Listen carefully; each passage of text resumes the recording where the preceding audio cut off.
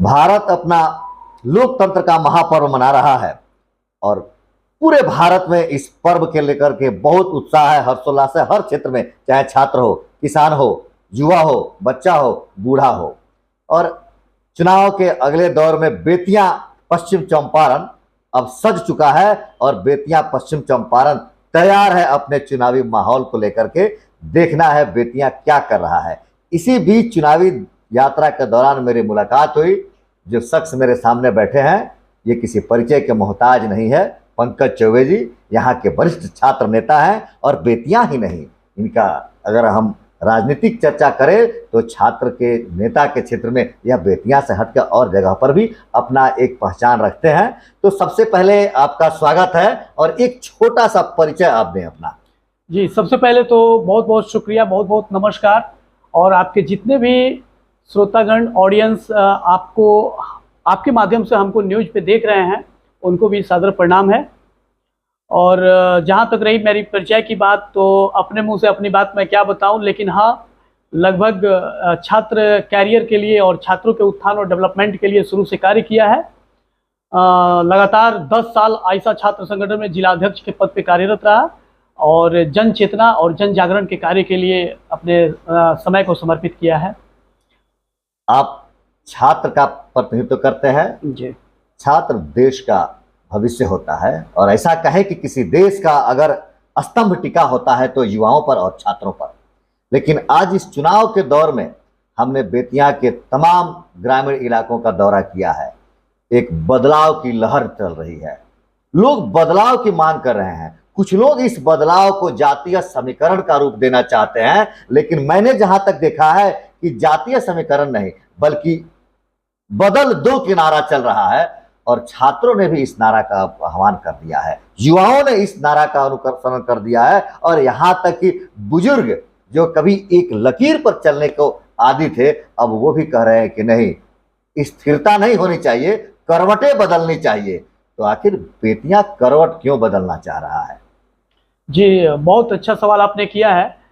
मैं जहाँ तक समझ पा रहा हूँ, अभी जो बेतिया लोकसभा क्षेत्र के अंतर्गत जो माननीय सांसद हैं, वर्तमान सांसद, इन्होंने बेतिया को बहुत दिनों से एक काला शासक के रूप में जकड़ के रखा है। बेतिया उनके अंडर में है, लेकिन बेतिया प्रगति के राह पे नहीं है। बेतिया में जो विकास होना चाहिए वो विकास इनके कार्यकाल में नहीं हो पाया है।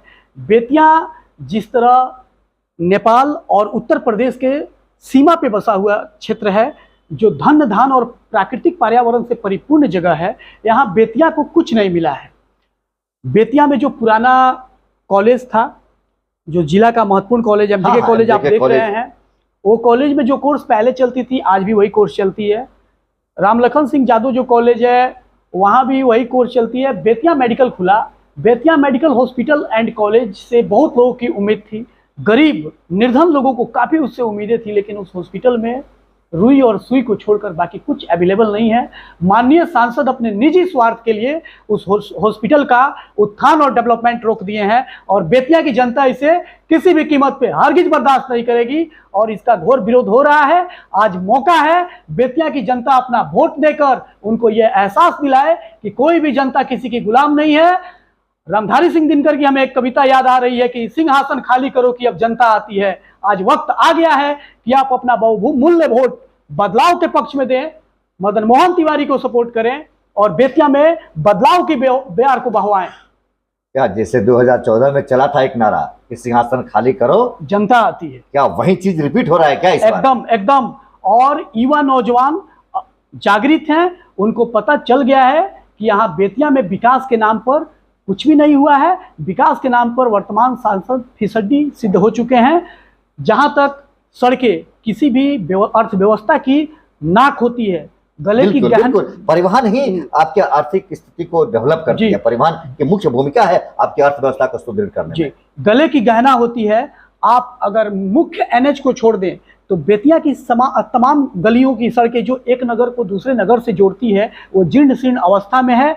रोड में गड्ढे नहीं है, गड्ढे में रोड है। हम 100 बात की एक बात कहेंगे कि रोड में गड्ढे नहीं है, गड्ढे में रोड है। और वो रोड उनके सामने भी है, वो घर के सामने वाले रोड पर भी विकास का कार्य नहीं किए।